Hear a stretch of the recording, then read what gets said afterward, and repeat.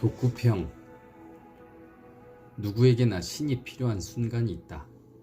저자 에릭 와이너, 역자 김승욱, 출판사 어크로스, 2022년 1월 25일 출간.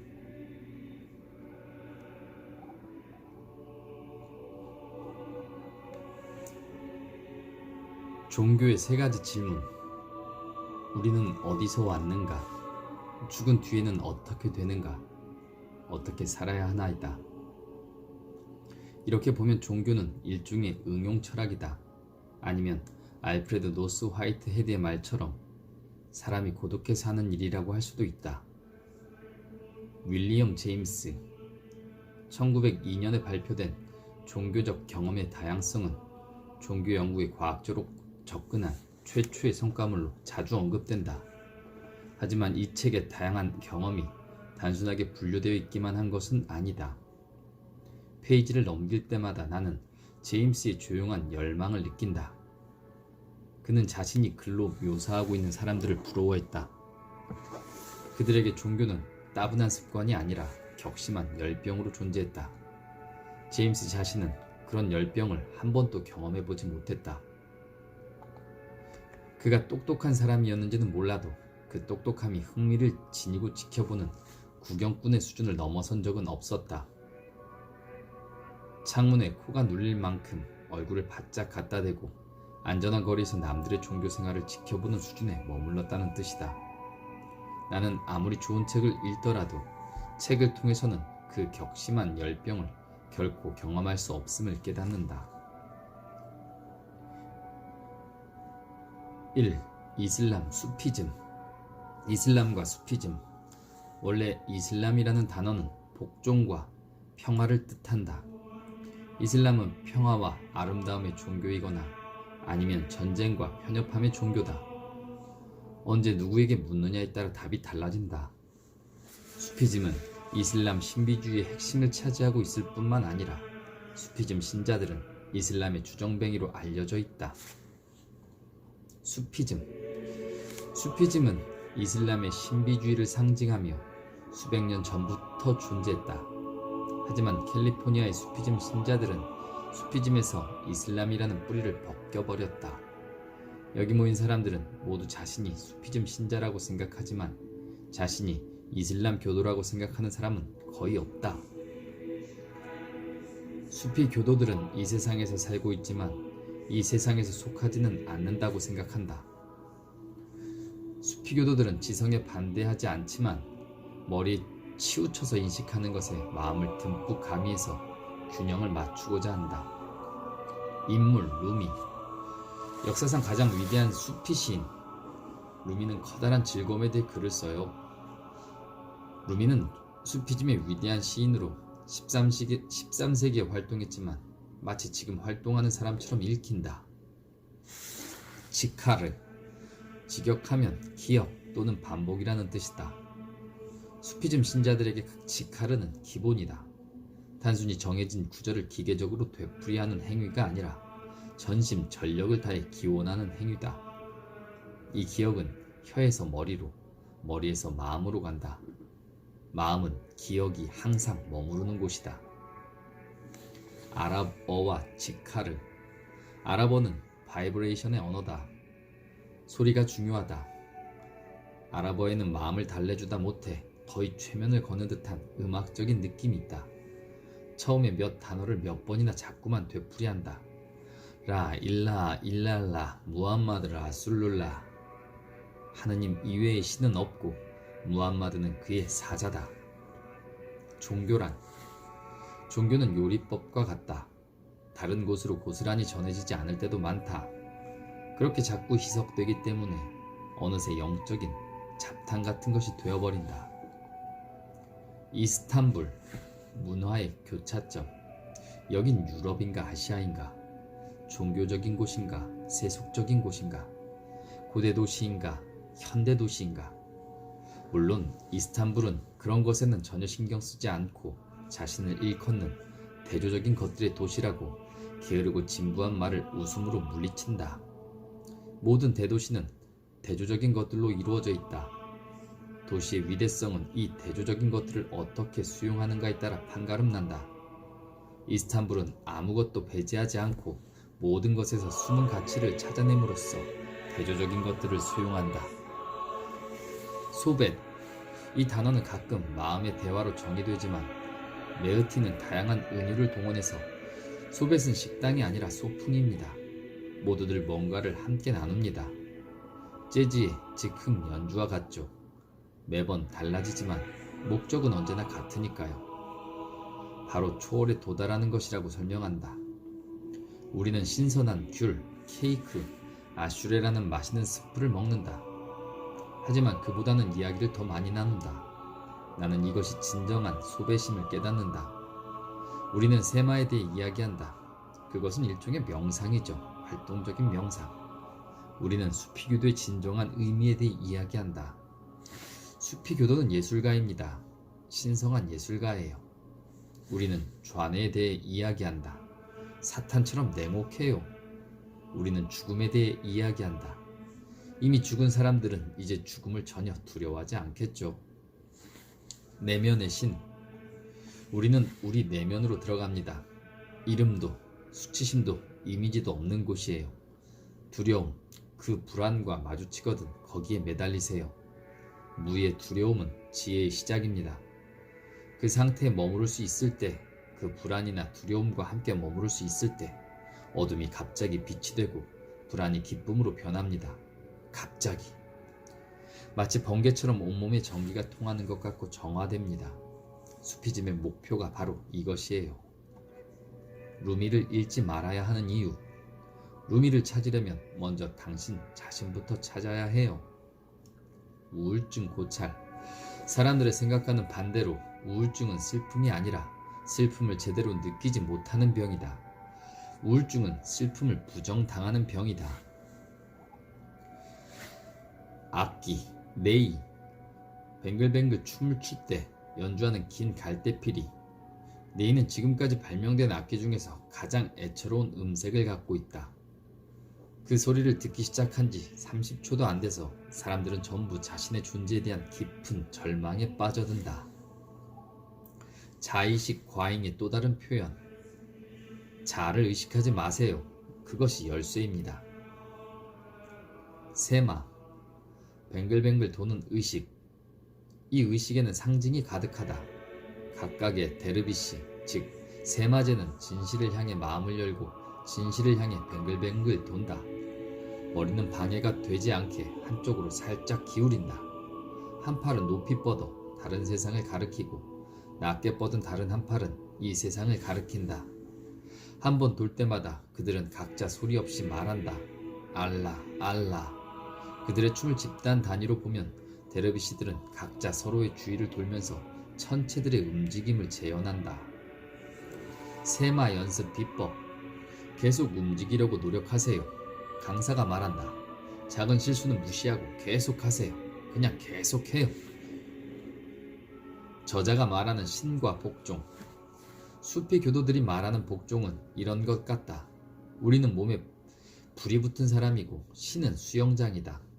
하지만 정작 물속에 뛰어드는 사람은 극히 소수에 불과하다.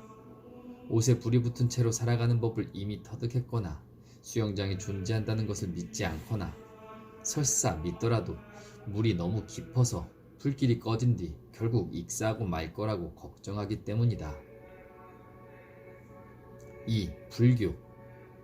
영국의 철학자 앨런 워츠. 그는 불교를 가리켜 비종교의 종교라고 했다. 불교도들은 신을 믿지 않는다. 적어도 단 하나의 전능한 조물주 하나님을 믿지는 않는다. 신발과 영성. 신발에는 영적인 발전을 방해하는 뭔가가 있다. 이슬람교도, 시크교도, 힌두교도 모두 예배당에 들어가기 전에 신발을 벗는다. 그것은 당연히 경의의 표시지만 땅과 다시 접속하는 행위이기도 하다. 둥금. 불교도들은 둥근 것을 좋아한다. 만다라, 기도문통, 둥근 사리탑, 죽음과 환생의 고리. 불교도들은 말도 둥글게 돌려서 한다. 그래서 단도직입적인 답변을 얻어내기가 힘들다. 시간을 포함한 모든 것이 둥글다면 시간 엄수 여부는 관점에 따라 달라진다. 어떤 시각에서 바라보는가에 따라 예정보다 아주 늦을 수도 있고 아주 이를 수도 있는 것이다. 모든 것은 보는 사람의 관점에 달려있다. 저자 생각, 티베트인. 티베트 불교의 가장 큰 매력은 바로 티베트인들 자신이었다. 그들은 모든 것을 잃었다. 고향은 물론이고 가족을 잃은 사람들도 있었다. 그런데도 행복해 보였다. 진심으로 행복한 것 같았다. 결과를 중시하며 돈을 쫓던 제임스, 우주의 주인을 자처하던 제임스는 진정한 우주의 주인은 자신이 아니라 바로 티베트인일지도 모른다는 생각이 들기 시작했다. 나이를 먹었다는 것. 카를 융은 나이를 먹은 뒤에 종교를 발견한 사람들은 천둥 같은 변화를 경험할 가능성보다 명목상으로만 품고 있던 믿음이 강화되는 현상을 경험할 가능성이 더 높다고 말한다. 환생. 불교도들에게 환생은 실패의 증거다. 그들에게 환생은 7학년에서 계속 유급하는 것과 같다. 또 한 생을 살아간다는 것은 지난번 생을 제대로 살아내지 못했다는 뜻이다. 애착과 냉담의 차이. 냉담하다는 건 고양이를 전혀 사랑하지 않는 겁니다. 애착을 끊는 건 감정에 매달리지 않는 거예요. 고양이를 얼마든지 사랑해도 되지만 그 감정에 매달리지 않는 겁니다. 불교가 말하는 기적. 불교도들은 초자연적인 것에 집착하지 않는다. 부처가 몇 가지 기적을 행했다는 이야기가 전해지는 것은 사실이다. 예수와 아주 비슷하게 물 위를 걸었다는 이야기도 있다. 하지만 이런 기적들은 신앙의 중심을 차지하지 않는다. 불교는 꾸준히 수련에 참가하는 것을 높이 평가한다. 매일 수련장에 나와서 자신의 마음을 들여다보아야 한다는 것이다. 거짓으로 그런 척 하다 보면 정말로 그렇게 된다가 그들의 모토다. 부처의 아포리즘. 내면을 본다. 너 자신을 등불로 삼아라. 이건 부처가 남긴 유명한 말이다. 나는 이 말에서 해방감을 느낀다. 저자와 외인의 대화. 신을 믿느냐는 질문에 신의 이야기는 끝났습니다. 외인이 쌀쌀맞게 대답한다. 새로운 의문들이 필요해요. 좋습니다. 나는 실수를 만회하려고 애쓴다. 당신에게 신은 무엇을 의미하죠? 아무 의미도 없습니다. 외인이 쏘아붙인다. 몸은 바보가 아닙니다. 몸은 단순하고 이미 지혜롭습니다. 스스로 돌보고 있어요. 몸이야말로 우리의 마지막 스승입니다. 간단한 명상. 명상은 간단합니다. 그래서 사람들이 헛발질을 하면서 명상을 배우지 못하는 거예요. 불교가 생각하는 신. 티베트 불교도 신들을 믿기는 한다. 다만 신들을 너무 높이 평가하지 않을 뿐이다. 그들이 믿는 신은 대문자가 아니라 소문자로 쓴다. 그 신들이 초자연적인 능력을 몇 가지 지니고 있고 인간보다 훨씬 오래 살기는 한다. 하지만 그들 역시 삼사라, 즉 죽음과 환생의 영원한 반복 속에 묶여있다. 불완전한 신이 되기보다는 깨달음을 얻은 인간이 되는 편이 낫다. 부처는 그런 인간에 대해 신들조차 부러워한다고 말했다. 이건 우리의 직관과 어긋나고 언뜻 신성모독처럼 보이는 사고방식이다. 탑을 돌다가 성찰하는 나. 탑을 3바퀴째 돌 때 나는 내 마음이 끊임없이 판단을 내리고 있음을 알아차린다. 그 어느 것도 중립적이지 않다. 내가 이렇게 주장이 많은 사람인 줄은 정말 몰랐다. 나는 모든 것에 대해 나만의 의견과 주장을 갖고 있다. 입꼬리 행론 중. 나와 타인이 행복해지기를 바란다는 점에서 비슷한데 나의 무엇이 그토록 특별한가? 나는 왜 나만의 행복을 위해 발버둥 치는가? 탄트라. 탄트라는 미친 사람들처럼 정신없이 섹스에만 탐닉하는 것이 아니다. 마음을 챙겨가며 미친 듯이 섹스를 하는 것이다. 이 두 가지는 완전히 다르다. 탄트라는 또한 마음을 챙기며 녹차를 마시고 마음을 챙기며 음식을 먹는 것이다. 무엇을 하든 마음을 챙기는 것. 대부분의 불교 종파들은 욕망이 마음을 산란하게 만든다고 본다. 깨달음을 향한 길 위에 울퉁불퉁한 혹으로 보기 때문이다. 하지만 탄트라는 욕망을 깨달음의 연료로 본다. 이건 때로는 위험하기도 하다. 악용될 때도 많다. 하지만 매티오는 탄트라를 통해 단 한 번의 생에서 깨달음을 얻는 것이 가능하다고 확언한다. 탄트라를 통해 우리는 저열한 욕망을 숭고한 것으로 바꿀 수 있다. 탄트라는 아무리 비종교적인 경험이라 할지라도 모든 경험을 성취의 길로 바꿔놓으려고 한다. 탄트라는 수상쩍다. 보통 우리는 쾌락과 종교가 서로 양립할 수 있다고 생각하지 않기 때문이다. 기분 좋은 일이라면 틀림없이 영적인 것과는 거리가 멀다. 그런데 생각해보면 이건 꽤나 어리석은 말이다. 쾌락은 문제가 아니라고 라마 예세는 말한다.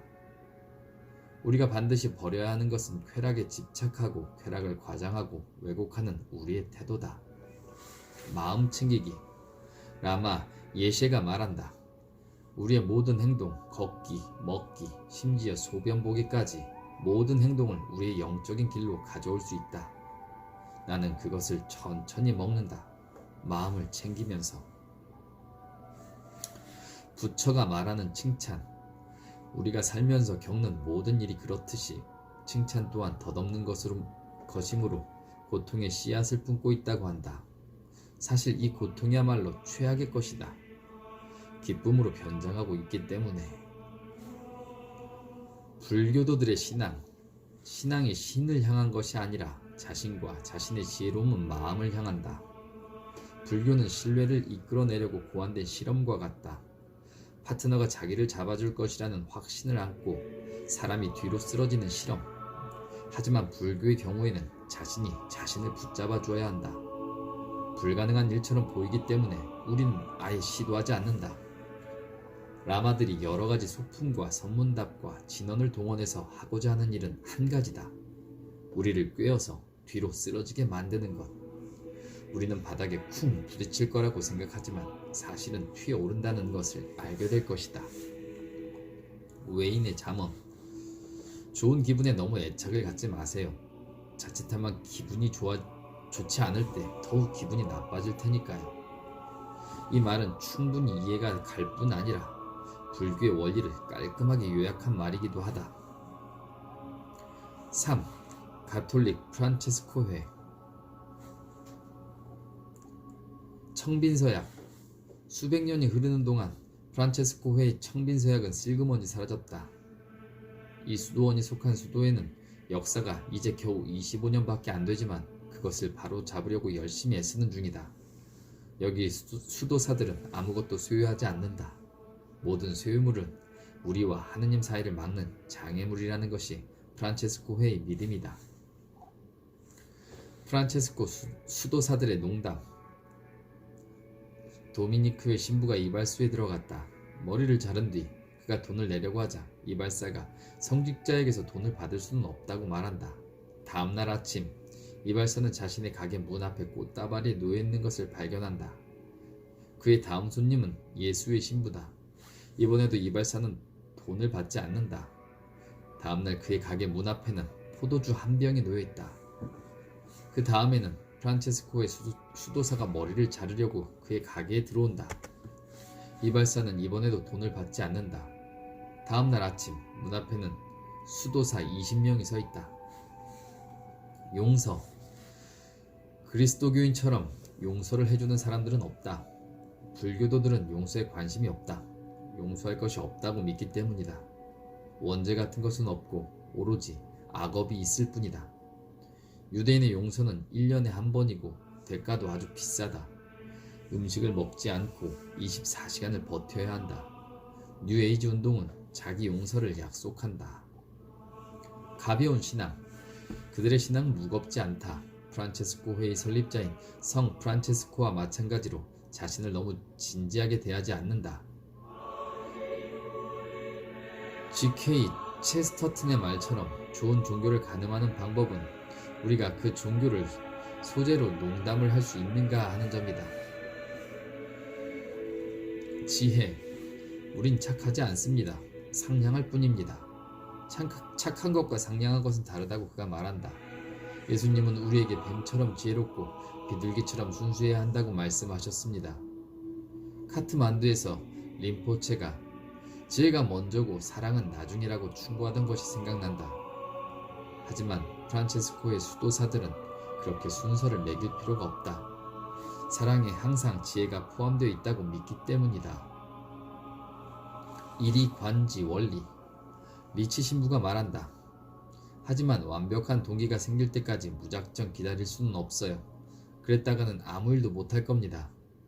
이런 의미에서 프란체스코 회는 윌리엄 제임스와 거의 같은 길을 걷고 있다. 제임스는 감정이 행동에서 우러나온다고 믿었다. 사람들이 흔히 믿고 있는 것처럼 행동이 감정에서 우러나오는 것이 아니다. 나는 행복하기 때문에 노래하는 것이 아니라 노래하기 때문에 행복하다. 제임스는 이렇게 말했다. 마찬가지로 프란체스코의 수도사들도 행동이 새로운 현실을 만들어낸다고 믿는다. 거짓으로 그런 척 하다 보면 정말로 그렇게 된다. 그들은 이 말을 즐겨한다. 카투만드의 제임스 홉킨스와 똑같다. 물질주의는 중독. 사람들은 물건이 공허함을 메워줄 거라고 생각하지만 사실은 그렇지 않습니다. 그저 물건을 더 많이 원하게 될 뿐이에요. 이슬람의 4대 칼리프인 알리 이븐 아비 탈리브의 말. 금욕이란 아무것도 소유하지 않는 것이 아니라 그 어느 것에게도 소유당하지 않는 것이다. 경험도 물건과 마찬가지로 우리를 소유해버릴 수 있다. 벽장의 공간을 덜 차지한다는 점이 다를 뿐이다. 낙태. 나는 프란체스코의 수도사들을 존경하지만 낙태에 반대하는 시위에는 찬성할 수 없다. 이 두 가지가 서로 어긋나는 걸까? 아니면 이건 종교생활의 특징인 역설의 또 다른 예일까? 걷기. 걷기는 때로 대단히 종교적인 행위가 될 수 있다. 예루살렘에서 십자가의 길을 따라 걸으며 기도처를 순례하는 그리스도교 순례자들도, 눈을 감고 걷기 명상에 잠겨있는 불교 승려도, 메카의 카바 주위를 돌고 또 도는 이슬람교도 마찬가지다. 열심히 걷다 보면 10중 8구 다른 신이 필요 없어질 것이다. 프란체스코의 매력. 나는 이 사람들이 기계적으로 암기한 기도문을 읽지 않고 진지하게 기도하는 것이 마음에 든다. 4. 라헬교. UFO를 믿는 종교단체로는 최대 규모다. 라헬교는 마약과 술을 금한다. 심지어 커피도 금지되어 있다. 내가 보기에는 라헬교의 교리 중에서 가장 기괴한 부분인 것 같다. 라헬교 교주 클로드. 우리는 엘로힘을 볼 수 없지만 엘로힘은 우리를 볼 수 있다. 그들은 우월한 기술 덕분에 항상 우리를 지켜보다가 가끔 최후의 예언자를 통해 메시지를 보낸다. 최후의 예언자는 클로드라는 이름의 왜소한 프랑스인 기자이자 전직 자동차 경주 선수인데 지금은 라헬이라는 이름으로 통한다.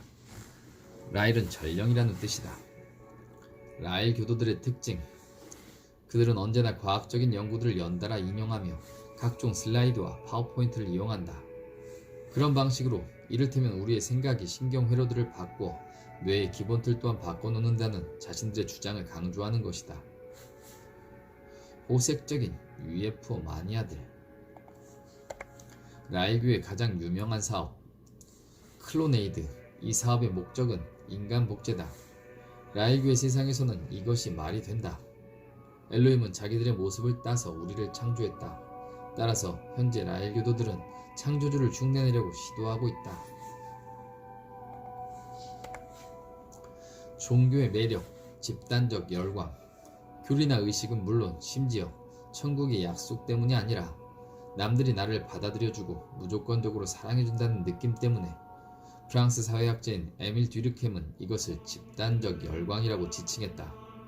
존은 사람들이 그렇게 자신을 받아들이고 관심을 가져주는 것이 즐거웠다. 어느 누군들 그렇지 않겠는가? 이번에도 나는 어쩌면 이것이 바로 중요한 점인지 모른다는 생각을 떨쳐버릴 수 없다. 클로드의 체험.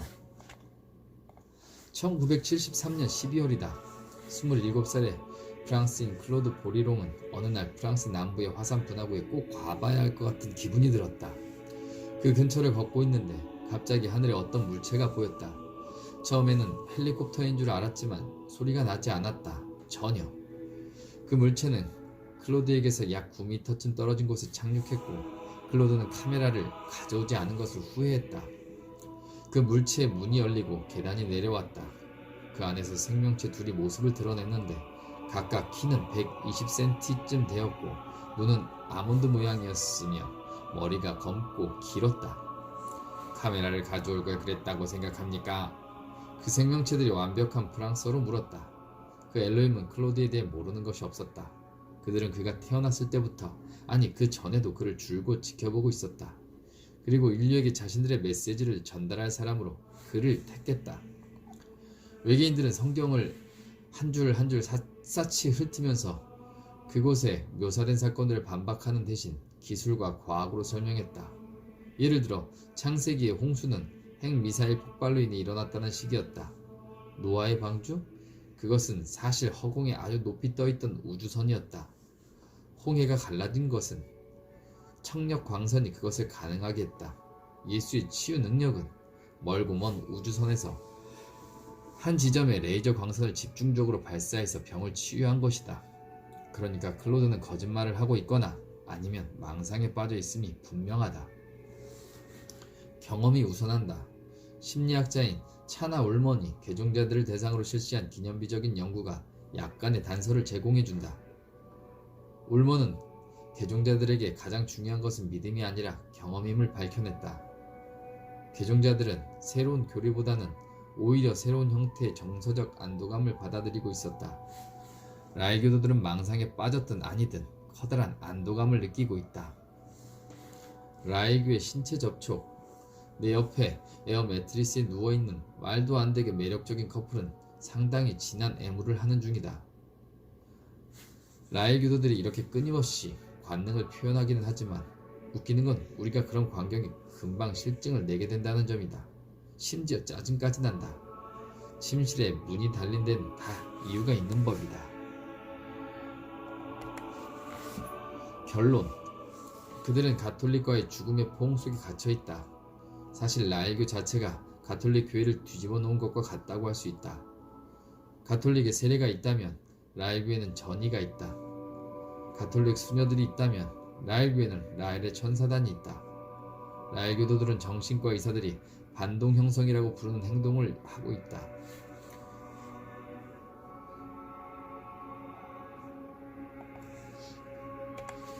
그들은 반카톨릭 감정이 워낙 강한 나머지 자신이 카톨릭 교회에 얼마나 단단히 얽매여 있는지 깨닫지 못한다.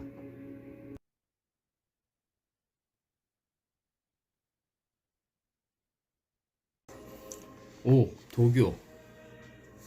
저자를 도교로 이끈 사람. 빌은 중국인이 아니지만 중국인에 가깝다.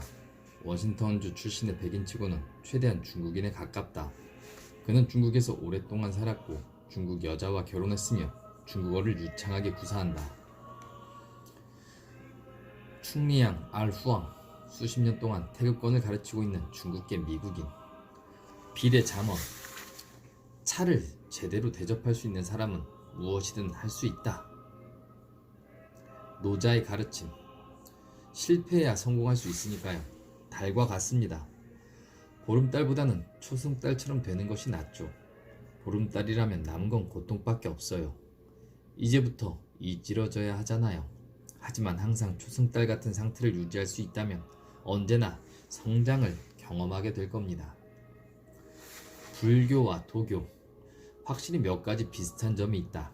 지난 수백 년 동안 이 두 종교가 서로에게서 이런저런 것들을 많이 빌려왔기 때문이다. 그래도 확실한 차이가 있기는 하다. 불교가 마음을 다룬다면 도교는 몸을 다룬다. 가장 넓은 의미의 몸. 우당산. 우당산은 중국인들의 마음속에서 특별한 자리를 차지하고 있다. 산 꼭대기에는 수십 개의 도관들이 흩어져 있다. 전설에 따르면 수백 년 전 이곳에서 태극권이 만들어졌다고 한다. 어떤 사람이 학과 뱀의 싸움을 지켜보다가 본능적으로 그들의 움직임을 흉내낸 것이 시작이었다. 여러분은 우당산을 돕고 계십니다.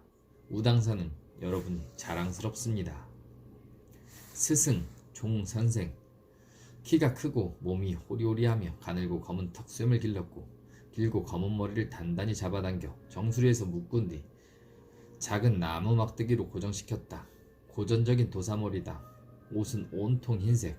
나이는 젊은 편이지만 그래도 겉으로 보이는 것만큼 젊지는 않을 것이다. 노자. 공자와 같은 시대 사람일 수도 있고 아닐 수도 있다.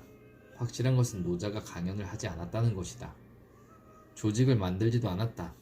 그는 그저 남의 요청을 받아 글을 몇 장 써주고는 물소를 타고 가버렸다. 그것이 전부다. 고전의 매력. 노자는 할 말이 아주 많은 사람이고 다의적인 말이 그의 목표다. 모든 구절이 대단히 구체적인 여러가지 의미로 해석될 수 있다. 읽는 사람의 마음가짐에 따라서, 그 사람이 아침 식사로 먹은 음식에 따라서, 책에 닿는 불빛에 따라서 해석이 달라진다. 이런 변수는 헤아릴 수 없이 많다. 이 책은 볼 때마다 이미지가 다르게 보이는 요술 사진과 비슷하다. 꿀벌은 자.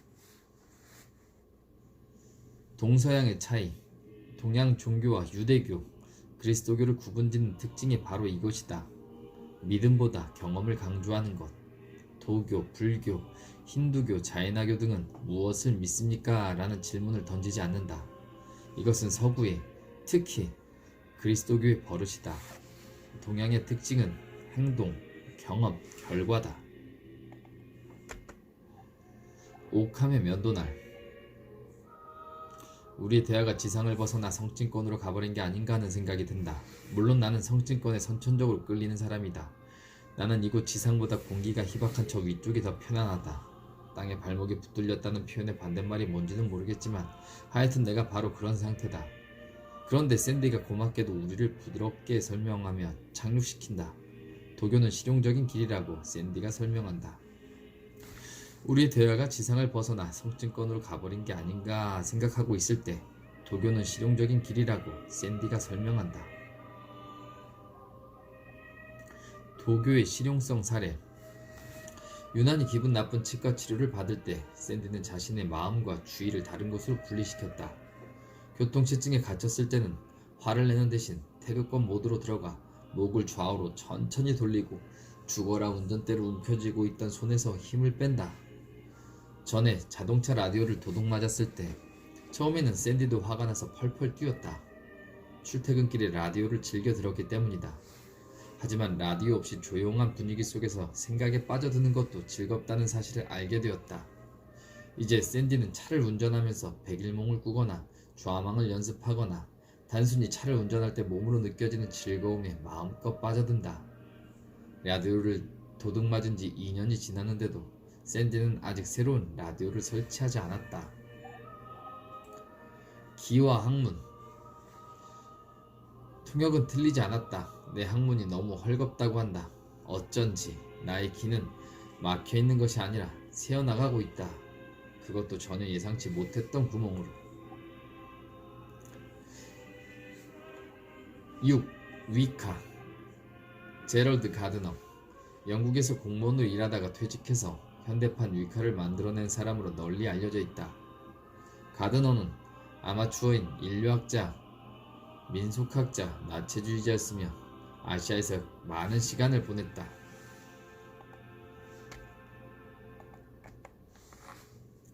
체험, 효과. 그 유령 덕분에 제이미는 친구의 죽음을 자신의 탓으로 돌리는 걸 그만두고자 신의 삶을 살 수 있게 되었다. 효과가 있는 것이 진리라던 윌리엄 제임스의 말 그대로다. 경험. 우린 경험을 해요. 우리가 믿을 수 있는 건 자신의 경험뿐이에요. 제이미가 말한다. 도교를 믿는 샌디의 말과 아주 비슷하다. 저자의 위카 평가. 위카에 관심이 가기는 한다. 불교나 신비주의 종파들처럼 위카도 교리보다 경험을 강조한다. 위카에는 원죄든 뭐든 죄라는 개념이 없다. 그런 면에서 기존 체제에 대해 조금은 도전적이다. 위카 추종자들 특징. 여기에도 전에 카톨릭 신자였던 사람들이 유난히 많다. 의식 중독자들. 그들은 스스로 이렇게 부른다. 앨런 쿠퍼맨의 말. 위카는 5살짜리들에게 딱 맞는 종교야. 내 생각에 앨런이 위카를 모욕하려고 이 말을 한 것 같진 않다. 위카는 대부분의 종교에서 이미 오래전에 고갈돼 버린 장난기와 변덕을 그대로 지니고 있다. 우울증. 많은 영적인 사람들과 마찬가지로 제이미도 우울증을 병이 아니라 SOS로 본다. 즉, 내 잠재의식이 뭔가가 어긋나 있음을 알리기 위해 쏜 섬광탄과 같다. 나는 단순히 우울증에 시달리고 있는 것이 아니라 영적인 응급 상황에 처해 있다. 이 말을 보니 무서운 동시에 희망이 생긴다. 위카의 핵심. 자신에게 마음의 상처를 준 사람의 사진을 불에 태운다든지 하는 식으로 우리는 그런 행위를 마법이라고 부르지 않지만 원리는 똑같다. 그들은 이런 행동이 우리의 생각을 바꿔놓을 수 있을 뿐만 아니라 우리의 생각과 의도가 실제로 현실을 바꿔놓을 수도 있다고 믿는다.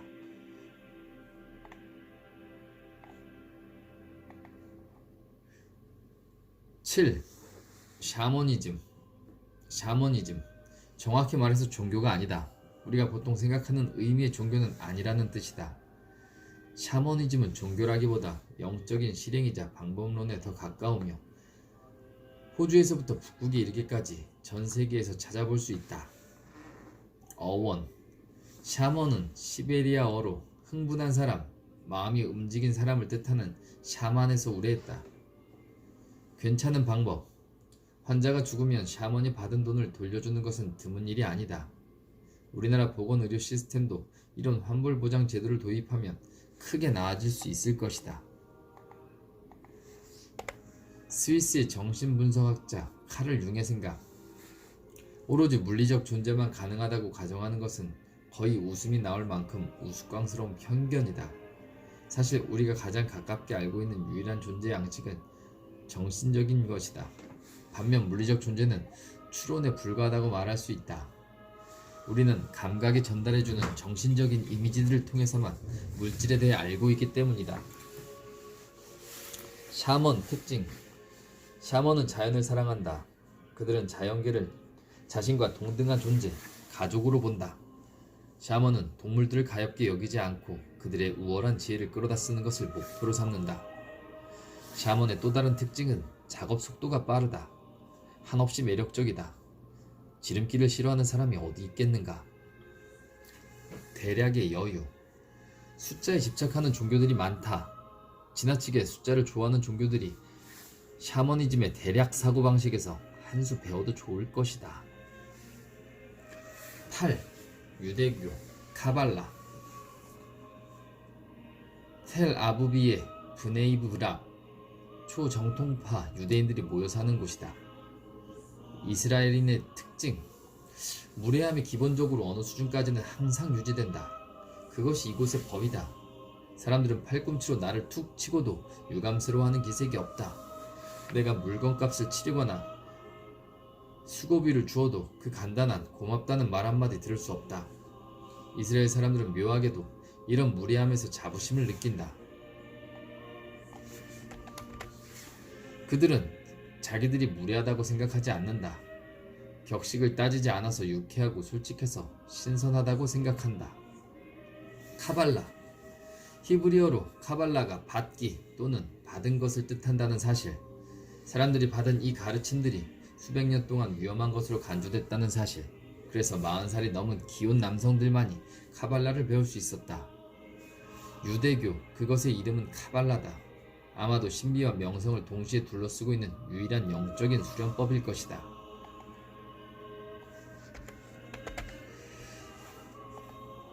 동시간 속에 존재하는 안식일. 모두 같은 곳으로 향한다. 아니, 같은 시간이라고 하는 편이 옳을 것이다. 안식일은 공간이 아니라 시간 속에 존재하니까. 안식일에는 시간 안에서 살 뿐이다. 네페시, 영혼. 불교도와 명상을 하든 힌두교도와 요가를 하든 이슬람교도와 기도를 하든 마음대로 해라. 꼭 해야 하는 일이라면. 하지만 너는 반드시 돌아올 것이다. 너는 네페시, 즉 유대인의 영혼을 갖고 있으며 내가 무슨 짓을 해도 그 사실은 변하지 않는다. 카발라의 창조설화. 지금까지 내가 접해본 어느 창조설화 못지않게 화려하고 환상적이다. 기본적인 내용을 간단히 말하자면 신이 우주를 떨어뜨렸다는 것이다. 신이 우주를 창조하던 중에 어이쿠 이런! 우주가 산산이 부서져 버렸다. 지금 우리는 그 파편들 속에서 살고 있으므로 이 깨진 조각들을 다시 하나로 붙여서 이 세상을 수리하는 것이 우리의 의무다. 방언 유추. 하나님 위에 신은 없다. 리보노 샬 올람은 유대교의 토라에서 나온 구절이고 라 일라 일랄라는 이슬람교의 하디스에서 나온 것이다. 하지만 이 둘은 놀라울 정도로 비슷한 결과를 빚어낸다. 단순한 구절을 반복하는 행동에는 확실히 인간의 뇌에서 긴장을 풀고 느긋해지는 반응을 촉발하는 것 같다.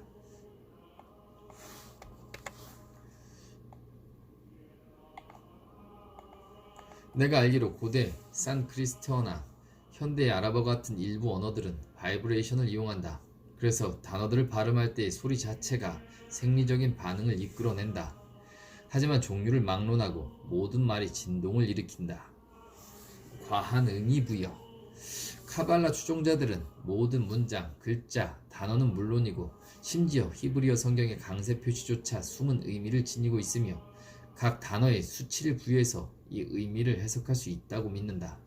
수치가 비슷한 단어들은 어떤 식으로든 관련이 있다고 간주한다. 유대교와 카발라. 어떤 정통파 랍비는 이렇게 말했다. 카발라는 헛소리지만 유대교의 헛소리이므로 깊이 생각해볼 가치가 있다. 뻔한 지혜. 함께 있는 내내 예디다는 믿을 수 없을 만큼 현명하거나 기가 막힐 만큼 뻔한 얘기를 한다. 이 두 가지 특징이 한꺼번에 있는 말을 할 때도 있다. 지혜란 변장한 상식에 지나지 않으니까.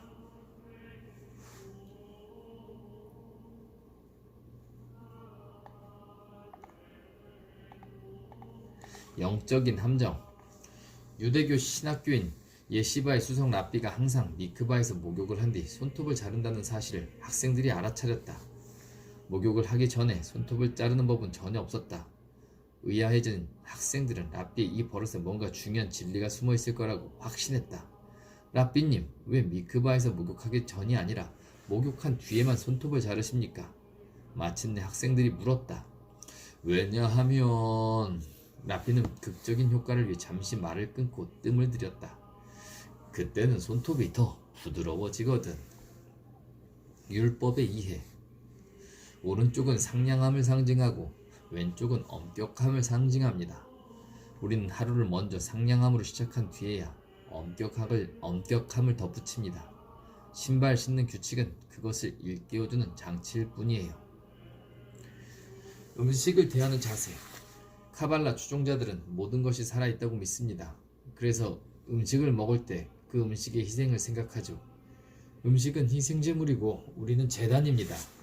카발라가 추종자들의 마음에 항상 책임감, 경외감, 사랑을 가득 채워준다는 것은 좋은 점입니다. 모든 종교는 언어, 신과 친밀하게 주고받는 언어죠. 일단 그런 언어를 하나 터득하고 나면 다른 언어도 쉽게 배울 수 있다.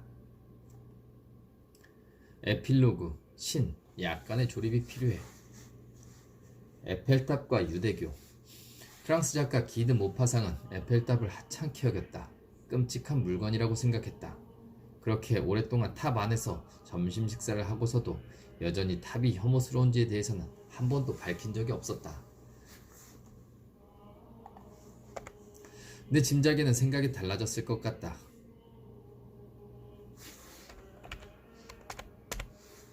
사람들 말처럼 무엇이든 익숙해지면 경멸이 생겨나는 것이 아니라 다행히도 애정이 생겨난다. 멀리서 유대교를 봤을 때는 모파상의 눈에 비친 에펠탑과 같았다. 그런데 가까이 다가가자 내 시야가 변했다. 달리 표현하자면 유대교를 더 이상 볼 수 없게 된 뒤에야 비로소 유대교를 볼 수 있었다. 신을 탐색하다. 우리는 위성 안테나처럼 휙휙 방향을 바꾸면서 하늘에서 신호를 찾는다. 이런저런 방향으로 몇 도씩 움직일 때마다 강한 신호가 들려오기도 하고 죽음 같은 침묵이 다가오기도 한다. 대개는 침묵인 경우가 더 많다. 우리는 이리저리 자꾸만 방향을 바꿔보지만 아무 소용이 없다. 무신론자들은 애당초 신호가 존재하지 않기 때문이라고 말한다. 독실한 사람들과 혼란에 빠진 사람들은 계속 이리저리 방향을 바꾸며 탐색한다. 저자의 탐색 결과 성공이었다. 많은 것을 배웠으니까. 나는 호흡의 중요성과 인간의 마음이 가장 중요하다는 것과 느림의 미학과 모든 종교의 핵심에 자리한 창조적 충동에 대해 배웠다. 과거를 지혜로. 우리는 결코 자신의 과거에서 완전히 도망칠 수 없으며 굳이 그럴 필요도 없다. 과거의 지혜를 한 모금씩 마시면서 그들의 진리를 빨아들이더라도 그들은 언제나 타자로 남아있을 것이다. 우리 최대 바람은 이 지혜의 조각들이 우리의 골수로 스며드는 것이다.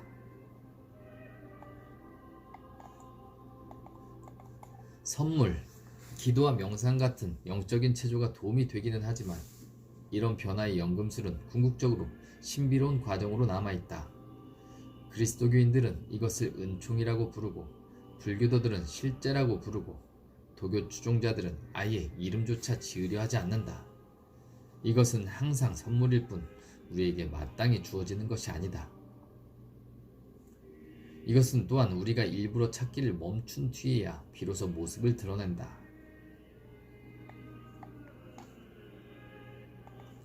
필요한 의심. 견절한 경제학자 슈마허의 말처럼 의심의 손이 미치지 않는 문제는 어떤 의미에서는 죽은 것이다. 그들은 산자에게 도전의 의욕을 불러일으키지 않는다. 의심은 목적이 아니라 수단이다. 따라서 바람직하다.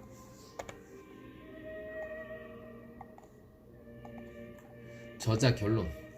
내가 조립의 기반으로 삼은 것은 유대교지만 지지대는 불교다. 이 시는 수피즘의 심장, 도교의 소박함, 프란체스코 회의 너그러움, 라알교의 쾌락주의를 갖고 있다. 오랫동안 나는 이렇게 신을 조합하는 것이 가능할 거라고는 생각하지 않았다. 나의 신이 탄탄하다는 건 아니다.